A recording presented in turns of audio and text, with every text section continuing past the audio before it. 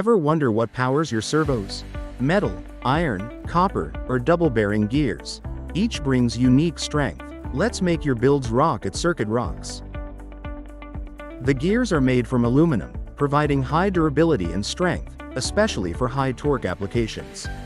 However, the bushing in these servos is made from plastic, which helps reduce friction and cost while maintaining adequate performance in less stressed areas.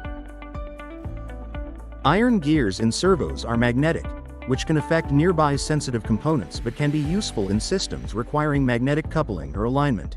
Stronger and more durable than plastic, offering a middle ground between copper and metal gears. In copper gear servos, the copper gears provide a non-magnetic advantage, meaning they won't interfere with nearby magnetic components or sensors. Copper gears are often used in specific applications where magnetic interference could be a concern. Excellent electrical conductivity, though primarily valued for niche uses.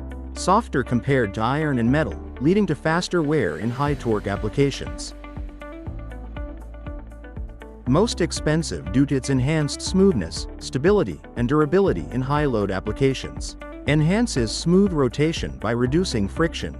Increases servo longevity and stability, especially in high-load or high-torque applications.